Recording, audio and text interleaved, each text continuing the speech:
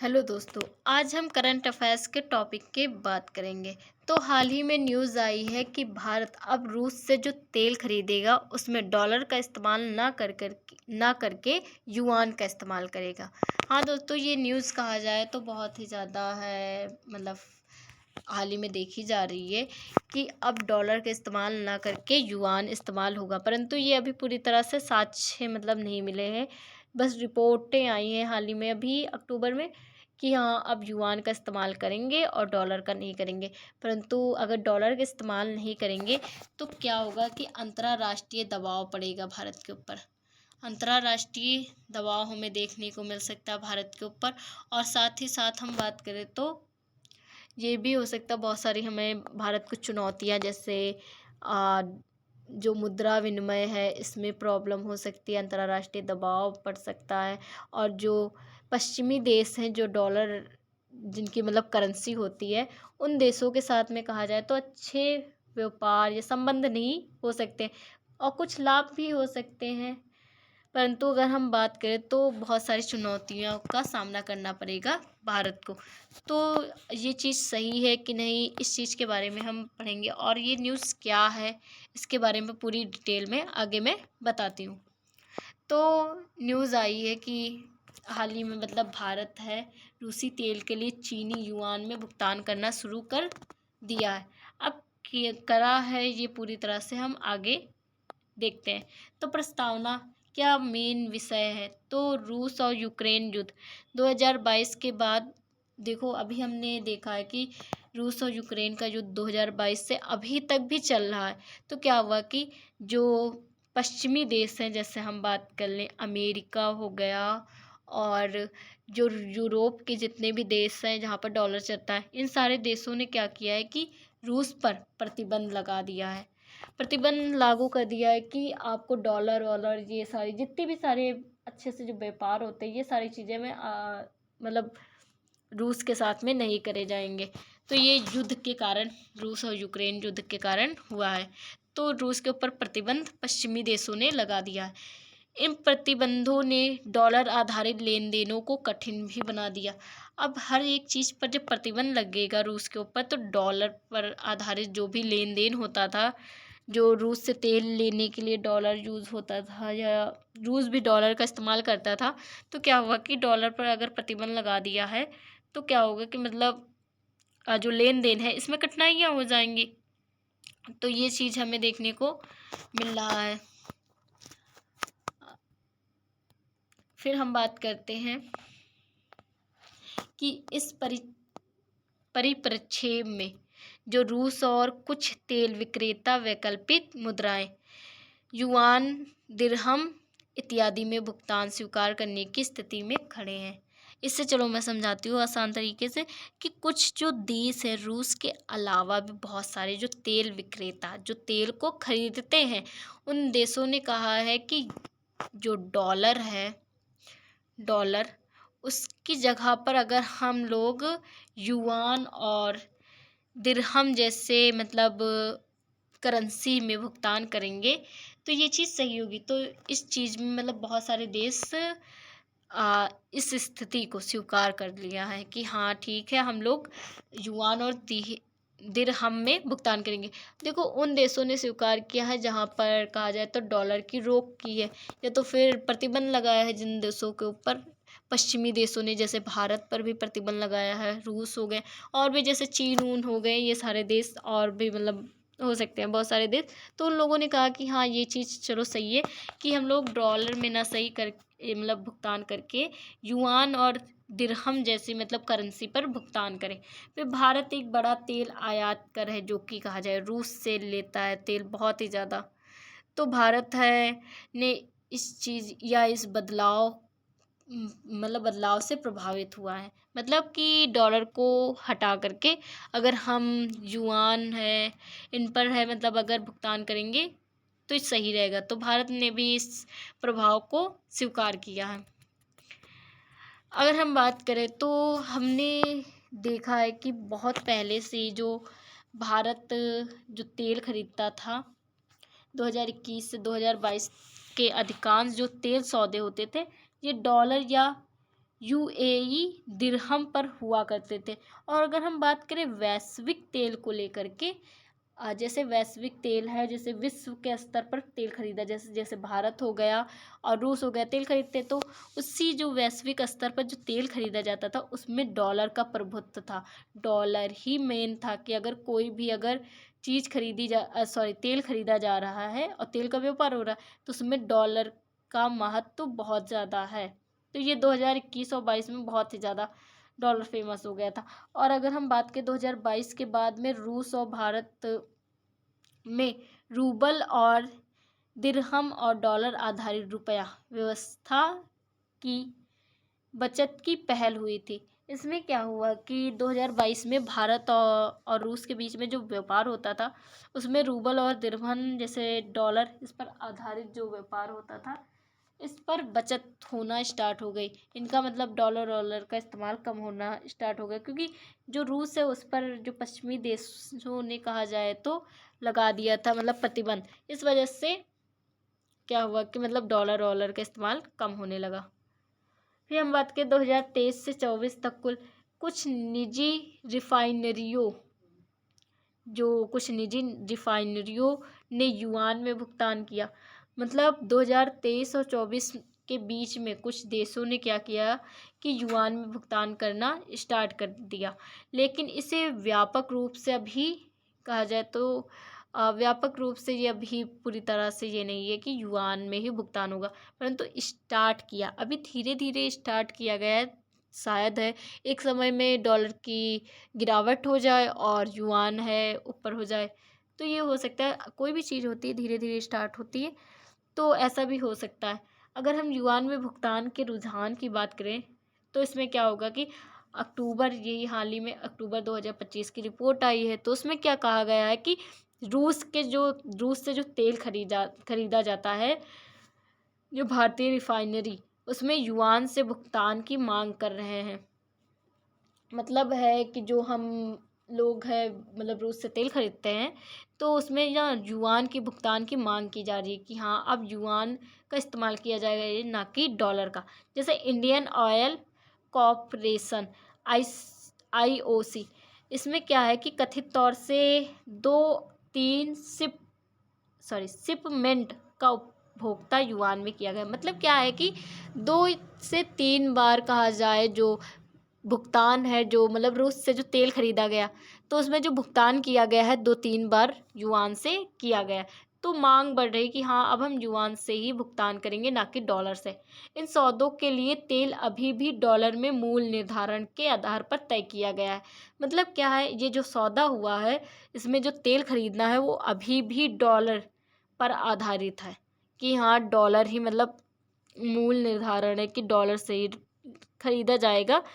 अभी पूरी तरह से युआन पर निर्भर नहीं हुए हैं, पर भुगतान युआन में निपटाया जा रहा है। डॉलर का मूल निर्धारण मतलब डॉलर की मांग है, परंतु युआन में है जो करेंसी है उस पर निपटाया जा रहा है। इस तरह या पूरी तरह से युआन आधारित नहीं है अभी। अभी स्टार्टिंग हुई है, 2-3 बार है भारत ने कहा जाए भुगतान किया है, और डॉलर जो कि बहुत पहले से ही है तो धीरे धीरे स्टार्ट होगा, परंतु अभी पूरी तरह से बिल्कुल भी नहीं कि हाँ युआन ही भुगतान होगा, बल्कि एक मिक्सड या संक्रमणकालीन व्यवस्था हो सकती है। मतलब समय के साथ या आगे आने वाले जो समय है उसमें युआन का इस्तेमाल हो सकता है। इंडियन करेंसी और युआन जो कि चीन की करेंसी है। कारण और चुनौती, अब हमें किस कारण से हमने है युआन का इस्तेमाल करना स्टार्ट किया और युआन का इस्तेमाल कर रहे हैं, तो कौन कौन सी चुनौती हमें पड़ सकती है इसके बारे में हम पढ़ें। तो पश्चिमी प्रतिबंध की जटिलता, वैसे भी कहा जाए तो अमेरिकन टैरिफ लगा रखा है भारत पर, तो प्रतिबंध तो और मतलब इससे क्या जटिल होगा, 50% टैरिफ लगाया है तो 100 लगा देगा तो और भी जटिल हो जाएगा। साथ ही साथ विदेशी बैंकिंग रास्ते बंद या सीमित होंगे। जैसे भारत है रुपये दे करके डॉलर लेता है, तो उसमें क्या होगा कि जो विदेशी बैंक हैं वो मतलब सीमित कर देंगे या तो पूरी तरह से बंद कर देंगे कि आप यहाँ से कुछ भी ना लो। अच्छे व्यापार या कहा जाए अच्छे राजनीतिक संबंध नहीं रहेंगे, आर्थिक भी संबंध नहीं रह सकते हैं अगर भारत युआन का इस्तेमाल करने लगेगा। मतलब कारण की बात कर रहे हैं हम कि हाँ, ये जो पश्चिमी देश हैं उन्होंने प्रतिबंध लगा दिया इस कारण से, और जो विदेशी बैंक रास्ते बंद कर दिए और सीमित कर दिए कि आप इतने ही डॉलर ले सकते हो। तो इसमें क्या हुआ कि ये कारण है, तो युआन का इस्तेमाल स्टार्ट कर दिया। रूस चीन वित्तीय संबंध, मतलब क्या है कि रूस और चीन के बीच में जो वित्तीय संबंध हैं और युआन को रूबल में बदलने में सरलता, मतलब क्या है कि डॉलर होता था उसे युआन में बदलो, युआन से उसे फिर रूबल में बदलो। तो अब क्या होगा, युआन ही सीधे डायरेक्ट दिया जाएगा तो रूबल में बदलने में आसानी होगी। भारत चीन संबंधों में हाल ही में सुधार, अभी भी हमने देखा एससीओ में जो बैठक हुई थी उसमें भारत और चीन के बीच में थोड़े से अच्छे संबंध देखने को मिले, क्योंकि चीन के साथ जो अमेरिका के साथ में भी चीन के अच्छे संबंध नहीं है, भारत के साथ में भी चीन के सॉरी अमेरिका के साथ में भी भारत के अच्छे संबंध नहीं है। तो दोनों देश मतलब चीन भारत मिलकर के अच्छे व्यापार कर सकता है। तो इससे कि हाल ही में सुधार हमें देखने को मिल सकता है। डॉलर पर निर्भरता कम करना भी हो सकता है। डॉलर पर निर्भरता ही कम कर दो, जैसे ना वो कहा जाए विदेशी बैंक सीमित करेंगे, ना डॉलर पर निर्भर रहने की, ना उनसे डॉलर लेने की कोई ज़रूरत ही होगी। चुनौती की बात करें तो अगर हम है इसका इस्तेमाल करते हैं युआन का, तो कौन कौन सी चुनौती हमें देखने को मिल सकती हैं। तो भारत में युआन भंडार सीमित मात्रा में होना, अभी युआन जो कि ये कहा जाए तो ये एकदम सीमित मात्रा में है, अभी बहुत ज़्यादा युआन नहीं है भारत के पास में, युआन मतलब करेंसी। मुद्रा विनिमय जोखिम, जो मुद्रा विनिमय है जो उसमें जोखिम हो सकता है। दोनों देशों के बीच में जो मुद्रा विनिमय होगा उसमें जोखिम हो सकता है। राजनीतिक सुरक्षा आश्रित चिंताएं, चीन के साथ संवेदनशील संबंध, क्या होगा कि अन्य देशों के साथ में राजनीतिक और जो सुरक्षा आश्रित चिंताएं हैं ये भी बढ़ जाएंगी। चीन के साथ में संवेदनशील संबंध भी देखने को मिल सकते हैं। अंतर्राष्ट्रीय दबाव, अंतर्राष्ट्रीय स्तर पर भी दबाव हो सकता है, विशेष रूप से अमेरिका यूरोप, ये दोनों देश है कहें कि हम प्रतिबंध लगा देंगे, व्यापार नहीं करेंगे, इन सारी चीज़ों पर दबाव बढ़ सकता है और नीतियों प्रतिबंधों का प्रभाव भी देखने को मिल सकता है। अब क्या कारण था कि ये कदम लिया गया, या कदम क्यों लिया गया, क्या हो सकता है, इस चीज़ के बारे में बात करें तो सेक्शन और वित्तीय प्रतिबंधों से बचने की रणनीति, जो पश्चिमी देश हैं वित्तीय प्रतिबंध सेक्शन बहुत ज़्यादा ही लगा रहे हैं। जैसे क्या होगा कि अब अगर हम युआन का इस्तेमाल करेंगे तो पश्चिमी देशों से कोई मुंह लगने की ज़रूरत ही नहीं, वो प्रतिबंध लगाए, वित्तीय प्रतिबंध लगाए, सेक्शन लगाएं, कुछ भी लगाएं तो कोई भी प्रॉब्लम नहीं होगी। रूस को पश्चिमी देशों द्वारा लगाए गए वित्तीय प्रतिबंध, रूस को जैसे कि लगा दिया है प्रतिबंध, रूस और यूक्रेन के बीच में जो युद्ध हुआ था तो वो रूस पर प्रतिबंध लगा दिया गया था। तो क्या होगा कि जो प्रतिबंध लगाया है तो इससे गुजरना पड़ रहा है रूस को।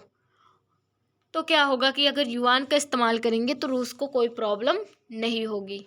और डॉलर और पश्चिमी बैंक सिस्टम निर्भर लेन देन कठिन हो सकते हैं, मतलब क्या है कि जो पश्चिमी देश से डॉलर वॉलर हैं ये सब लेन देन में भी कठिनाई हो सकती, युआन में भुगतान करना और उन बाधाओं को कम किया जा सकता है।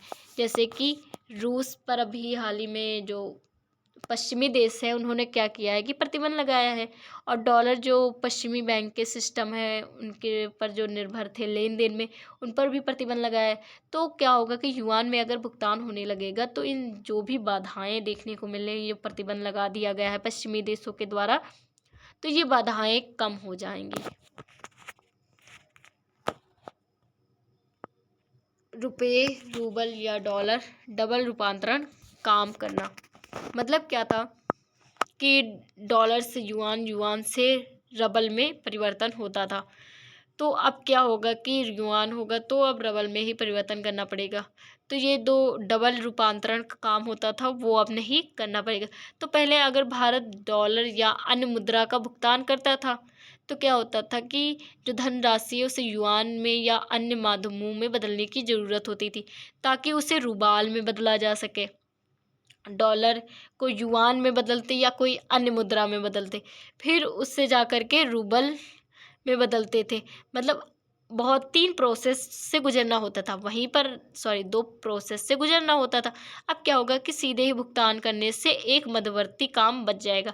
अब डॉलर को युआन में चेंज करने की कोई ज़रूरत नहीं। अब युआन ही जब हमें मिल रहा है तो सीधे हम रूबल बना लेंगे। पहले क्या होता था, डॉलर से युआन, युआन से रबल, तो 2 प्रोसेस करनी पड़ती थी। अब क्या होगा कि अब एक ही प्रोसेस करनी पड़ेगी, एक मध्यवर्ती काम से बचा जा सकता है। साथ ही साथ भारत चीन संबंधों में सुधार और आर्थिक साझेदारी, इसमें भी हमें देखने को मिलता।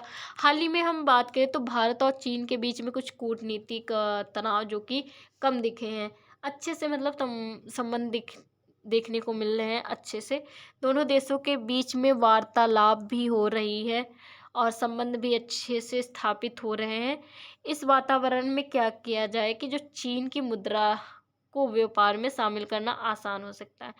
कि जैसे कि अगर हम बात करें किसी भी एग्जाम्पल के तौर पर, अगर तुम्हारा कोई दोस्त है और उसके साथ में तुम्हारे अच्छे संबंध है, तो उससे कोई भी चीज़ लेने हो, उससे कपड़े लेने हो, उसके पसंद के जूते लेने हो, कुछ भी लेने हो, तो आसानी से मिल जाते। वहीं एक दोस्त से एकदम झगड़ा है, कोई मतलब नहीं है, उससे नहीं मिल सकते। तो वही चीज़ है कि अगर चीन के साथ में हमारी अच्छी दोस्ती हो गई तो क्या होगा कि उससे जो मुद्रा व्यापार है उसे मतलब शामिल करना आसान हो जाएगा। व्यापार लागत एवं पारदर्शिता में सुधार, ये एक ही मुद्रा में भुगतान करने से क्या होगा कि जो ट्रांजैक्शन खर्च है वो बच जाएगा। क्या होता था कि जो डॉलर को रुपए को डॉलर में चेंज करना, इसमें क्या होता था, बहुत ज़्यादा खर्च होता था। कि अब तो चीन मतलब पास ही में है, जिससे कि कहा जाए ट्रांजैक्शन का जो खर्चा होता था, इसमें शुल्क की कमी हमें देखने को मिल सकती है, ये भी हमें फ़ायदा हो सकता है। अब इस परिवर्तन का डॉलर पर क्या प्रभाव पड़ेगा? अब बेचारा डॉलर, अगर युआन चल गया तो डॉलर की हालत बुरी हो जाएगी। तो अगर हम बात करें तो बड़े पैमाने पर हम देखते हैं जो रूस और भारत या अन्य देश जो तेल का व्यापार करते हैं, उसमें डॉलर के बजाय युआन का अगर इस्तेमाल हो गया या अन्य मुद्रा का इस्तेमाल मानो हो गया, तो डॉलर की जो भूमिका है वो बहुत अधिक प्रभावित हो गई। डॉलर का कोई इस्तेमाल ही नहीं करेगा और कहा जाए तो डॉलर की जो मांग है वो धीरे धीरे कम होती जाएगी और डॉलर वैश्विक प्रधानता की चुनौती का सामना कर सकता। परंतु ये अचानक से नहीं होगा, ये धीरे धीरे रातों दिन मतलब एक ही रात में तो बदलाव हो नहीं सकता। धीरे धीरे बदलाव होगा और सीमित पैमाने पर शुरुआत होगी। अभी एक दो बार है कहा जाए युआन में भुगतान किया गया, धीरे धीरे 4-5, धीरे धीरे हर एक चीज़ में युआन का भुगतान होने लगेगा। तो क्या होगा कि डॉलर की जो वैश्विक प्रधानता है, ये सारी चीज़ें कम होने लगेगी और धीरे धीरे डॉलर का इस्तेमाल कम होने लगेगा। ये है डॉलर।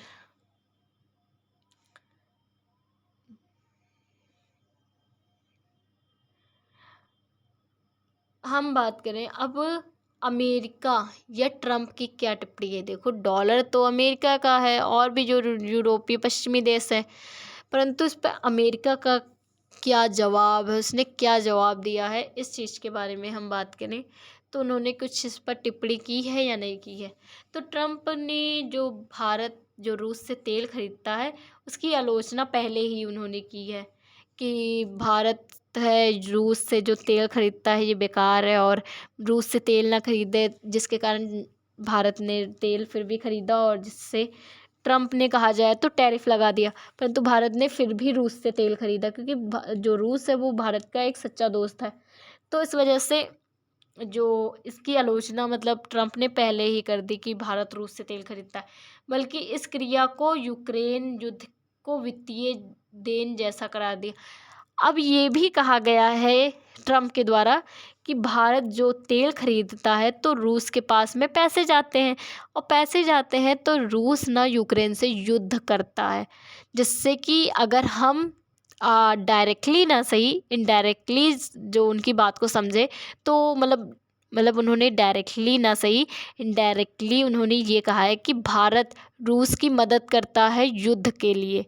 उनका मतलब ये कहना है कि जो तेल खरीदता है भारत तो वित्तीय मदद, वित्तीय मतलब क्या होता है, सहायता, पैसे की जो सहायता है वो रूस की मतलब भारत कर रहा है, वो भी युद्ध के लिए, उनका ये कहना है। उदाहरण स्वरूप उन्होंने कहा है कि भारत और जो चीन रूस से तेल खरीदता है, यहाँ पर रूस होगा, रूस, हाँ, रूस से जो तेल खरीदता है वो युद्ध को धनराशि मुहैया करता है। मतलब क्या है, जो चीन और भारत जो कि तेल खरीदता है रूस से, तो इसमें क्या है कि जो युद्ध में जो मतलब बात करें रूस, हाँ, रूस जो यूक्रेन से युद्ध करता है तो चीन और भारत उससे ना युद्ध में सहायता करता है, मतलब पैसे दे करके, जो उससे तेल खरीदता है तो उसके पास में पैसे पहुंचते हैं इस वजह से। हम बात करें तो उन्होंने ये भी कहा है कि भारत पर उत्पाद पर 25% टैरिफ लगाएंगे। जो भी भारत है निर्यात करता है जो भी वस्तु को, तो उस पर 25% टैरिफ की घोषणा भी की है। आगे उन्होंने कहा है कि अगर यही चीज़ जारी हुई तो नीति मतलब ये टैरिफ और भी बढ़ सकता है, वो शुल्क को और भी बढ़ा सकते हैं। ट्रम्प ने ये भी कहा है कि भारत जो सस्ते रूसी तेल को खरीदता है और इसका रिफाइनरी अंतरिम बाजार में बेचता है। इसे चलो मैं आसान भाषा में समझाती हूँ इसे। तो अगर हम बात करें तो ट्रम्प ने ये कहा है कि भारत जैसे रूस से तेल खरीदता है, मान लो रूस से तेल खरीदता है भारत और सस्ते में खरीदता है, और वही जो तेल को थोड़ा सा रिफाइनरिंग करके अच्छे से मतलब उसे अंतर्राष्ट्रीय स्तर पे बेचता है अन्य देशों को। अन्य देशों को क्या करता है कि अगर रूस से उसने 10 रुपये में ख़रीदा, मान लो, वैसे रियल में नहीं खरीदता पर मान लो 10 रुपये में ख़रीदा, और वो 15 या 20 रुपये में अन्य देशों को बेच रहा है, तो भारत को कितना 10 रुपये का लाभ हुआ।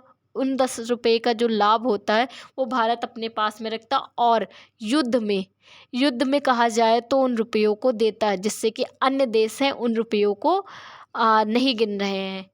अंतर्राष्ट्रीय स्तर पर या विनाशकारी अर्थव्यवस्था का हिस्सा भारत बनना है, उनका ये कहना है। इस बात में यही कहा गया है। फिर हम बात करें, ट्रम्प ने संयुक्त राष्ट्र महासभा में ये भी कहा है कि भारत और चीन युद्ध को प्रमुख फंड्स है। मतलब क्या है कि महासभा जो संयुक्त राष्ट्र महासभा है उसमें जो ट्रम्प है उन्होंने ये भी कहा है कि जो भारत और चीन के बीच में युद्ध हुआ था तो रूस ने दोनों देशों को फंड्स दिया था, सहायता दी थी, सहायता दोनों देशों की कि युद्ध करो, जिसके कारण जो भारत है और चीन है वो रूस से तेल खरीदना जारी रखते हैं। मतलब जो अगर जैसे कि कोई तुम्हारी मदद करता है फिर तुम उसकी मदद करते रहो, वही वाला सिस्टम उन्होंने कहा है। परंतु ऐसा कुछ है नहीं कि भारत की तो वैसे भी वो मदद करता कोई दोस्त है। चीन को फंड्स वंड्स वाला कोई सिस्टम वैसे है नहीं, परंतु ट्रम्प का ये कहना है। इस वजह से ये दोनों देश रूस के साथ में तेल व्यापार या तेल खरीदते हैं। ट्रम्प ने ये जो ट्रम्प के एक सहयोगी हैं उनका भी ये कहना है कि वो ये स्वीकार नहीं कर पा रहे हैं कि भारत रूस से तेल खरीद कर युद्ध को वित्तीय दे रहा है। ऐसा हो ही नहीं सकता। अगर हमें ज़रूरत है तेल खरीदने की तो हम तेल खरीदेंगे, इसमें वित्तीय देना क्या हो गया। जब तेल खरीदेंगे तो उन्हें रुपए भी देंगे, तो इसमें कोई सहायता तो हो ही नहीं सकती। उनसे जो चीज़ ली है उसमें रुपए दे रहे हैं, ना कि उन्हें फ्री के तौर पर दे रहे हैं कि हाँ लो ये मेरी वित्तीय सहायता है, तुम जा कर के यूक्रेन से युद्ध लड़ो। ऐसा तो कुछ है नहीं। तो ये बिल्कुल भी झूठा है दावा मेरे हिसाब से।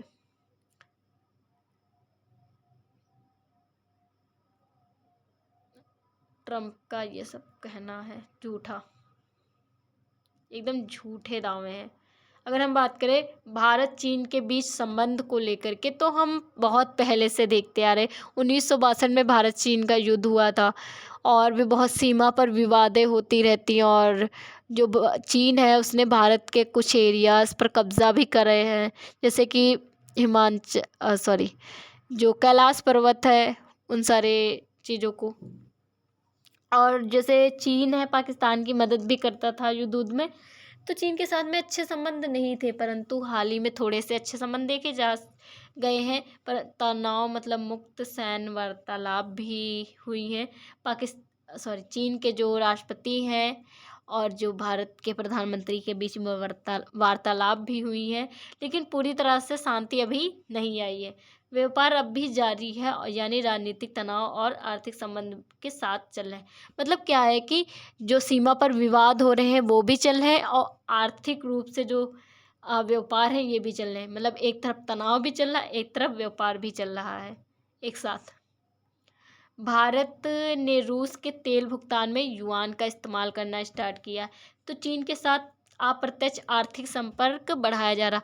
अभी मतलब एक दो बार इस्तेमाल किया है युआन, तो अप्रत्यक्ष रूप से आर्थिक संबंध बनने हैं। परंतु अगर हम बात करें तो अगर जैसे ये युआन ज़्यादा ही फेमस हो गया और युआन का इस्तेमाल भारत है हर एक चीज़ खरीदने में मतलब आयात में करना शुरू कर दिया, तो क्या होगा कि ये प्रत्यक्ष रूप से चीन के साथ में अच्छे संबंध हो जाएंगे। चीन भारत को अपने पक्ष में लाना। चीन जो है ना वो कहा जाए तो अमेरिका के विरुद्ध है। तो चीन चाहता है कि भारत भी उसके पक्ष में आ जाए, तो वो अपने पक्ष में लाने की कोशिश कर रहा है। साथ ही साथ BRICS और जो SCO में हाल ही में अभी सितंबर में बैठक हुई थी जिसमें रूस के राष्ट्रपति पुतिन थे और चीन के राष्ट्रपति और भारत के प्रधानमंत्री ने बैठक में मतलब शामिल हुए थे और आर्थिक मंचों में एक साथ जुटता मतलब देखी गई है एक साथ काम करते हुए।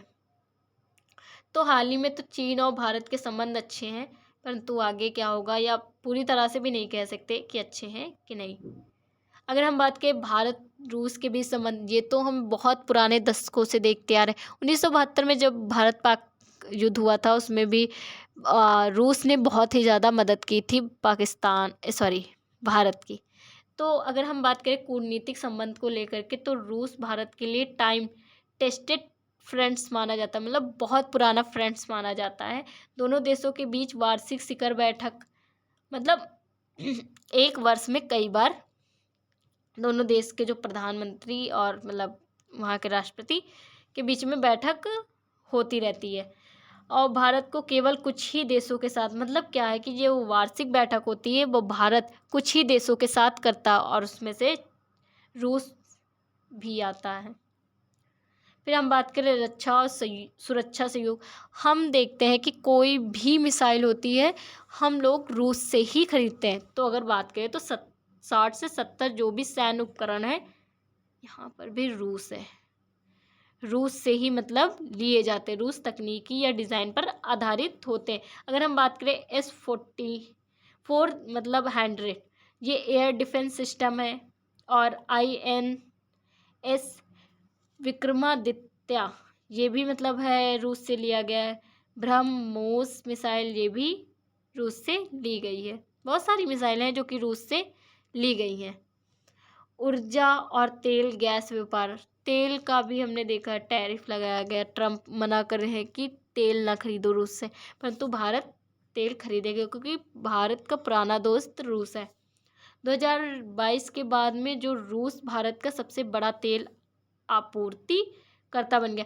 जब भी तेल की आपूर्ति होती है भारत को, रूस पूर्ति करता है, मतलब रूस है भारत को तेल देता है। अगर हम बात करें रूस को भारत या सस्ता रूस जो है भारत को सस्ता और कच्चा तेल देता है। सस्ता मतलब देता है रूस भारत को, और साथ ही साथ जिससे भारत जो कि रिफाइन करके पूरे देश में निर्यात करता है। पूरे है यहाँ, पूरे कहाँ से है, पूरे देश में निर्यात करता है। वही जो ट्रम्प कह रहे थे कि जो भारत है वो रूस से सस्ता तेल खरीदता है और पूरे देश में महंगे में बेच करके लाभ उन्नति कमाता है। तो वही चीज़ है। हाल ही में खबरें भी आई हैं कि भारत कुछ मतलब तेल लेन देन में युआन का इस्तेमाल या दिरहम में भुगतान करेगा ताकि डॉलर जो प्रतिबंध से बचा जा सके। डॉलर जो प्रतिबंध ट्रम्प या यूरोपीय देश हो गए, जो पश्चिमी देश हैं, उन्होंने लगाया है, तो ये प्रतिबंध से बचा जा सके। अंतर्राष्ट्रीय प्रभाव की बात करें तो अंतर्राष्ट्रीय प्रभाव क्या पड़ेगा इस पर, तो डॉलर के प्रभुत्व को चुनौती, मतलब डॉलर के वह प्रभुत्व को चुनौती देना एक होगा। अगर तेल व्यापार में अमेरिका डॉलर की प्रधानता भूमिका पर एक चुनौती हो सकती है।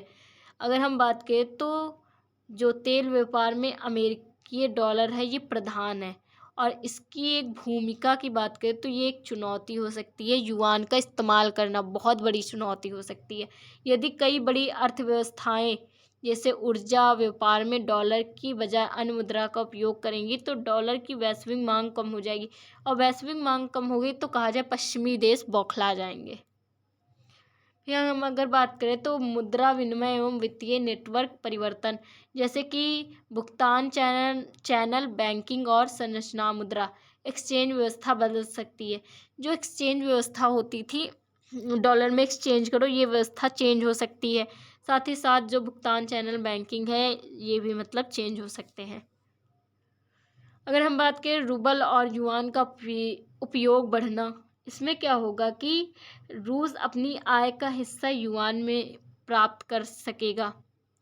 जो आय है उसकी वो युआन के रूप में वो प्राप्त कर सकेगा, जिससे उसके पास डॉलर की निर्भरता कम हो जाएगी। वैसे भी रूस पर कहा जाए तो जो पश्चिमी देश है उन्होंने प्रतिबंध लगाया है। अगर वो युआन प्राप्त करेगा तो उसकी आय का हिस्सा बढ़ जाएगा। एक सेकेंड, हाँ, आय का हिस्सा बढ़ जाएगा और साथ ही साथ जो डॉलर पर निर्भरता होगी वो भी कम हो जाएगी। अब भारत को इससे क्या लाभ मिलता है, हम ये देखें तो लेन देन लागत में कमी हो सकती है। मतलब क्या है कि जो सीधे युआन का भुगतान होगा तो डॉलर युआन रूपांतरण की आवश्यकता कम होगी। जैसे अगर हम बात करें तो डॉलर में जो रूपांतरण होता था रुपए का, तो इसमें बहुत ज़्यादा प्रोसेस होती थी, परंतु अगर युआन में रूपांतरण किया जाएगा तो कम ज़्यादा मतलब आवश्यकता पड़ेगी, और इसके अतिरिक्त जो कमीशन समय व सौदे की लागत में कम होगा। जो डॉलर में परिवर्तन होता था उसमें कमीशन ज़्यादा ही यूज़ होता था, समय बहुत ज़्यादा ही यूज़ होता था। वहीं पर बात करें जो युआन का इस्तेमाल किया जाएगा तो इससे क्या होगा कि सौदे की लागत में बचत भी हमें देखने को मिलेगी। युआन जो कि बहुत आसानी से प्राप्त भी हो जाएगा। ऊर्जा सुरक्षा और सस्ती तेल की बात करें तो रूस से बड़े पैमाने पर तेल खरीदने की स्थिति में भारत को बेहतर सौदे मिल सकते हैं। अगर बात करें तो रूस से जो बड़े पैमाने पर भारत जो कि तेल खरीदता है, इस स्थिति में भारत को सौदे अच्छे मिल सकते हैं। साथ ही साथ भारत के लिए एक विकल्प और भी हो जाए कि डॉलर दबाव में कम प्रभावित होकर ऊर्जा हासिल कर सकेगा। क्या है कि डॉलर का जो दबाव पड़ता था भारत के ऊपर, उससे क्या होता था कि जो भारत की आय है वो भी अच्छे से नहीं हो पाती थी।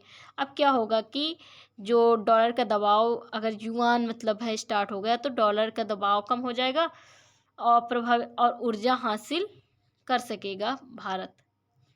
राजनीतिक स्वायत्तता की बात करें तो इस तरह के काम से भारत को स्वायत्तता रणनीति अपनाने की छवि मिल सकती है। स्वायत्तता मतलब स्वयं की रणनीति अपनाने की छवि प्राप्त हो सकती है, और साथ ही साथ वह बाहरी दबाव से अधिक स्वतंत्र नीति ले सकता है। मतलब क्या है कि अगर जो पश्चिमी देश होते थे वो कुछ ज़्यादा ही मतलब दबाव बनाते थे भारत के ऊपर, तो अब अगर युआन में इस्तेमाल होने लगा तो पश्चिमी देशों से कोई मतलब नहीं होगा कि डॉलर में उनसे डॉलर ही लेना है तो उनसे अच्छे मतलब संबंध रखो। तो क्या होगा कि भारत जो है वो स्वतंत्रता से नीति ले सकता है, स्वतंत्र नीति ले सकता है। यह भारत की रणनीतिक प्रतिष्ठा को बढ़ा सकता है, और कहा जाए मतलब दूसरे देश हैं उनके साथ में अच्छे से प्रतिष्ठा को बढ़ा सकता है। यह विश्व स्तर पर बहुत ध्रुवीय आर्थिक व्यवस्था की ओर बढ़ रहा है।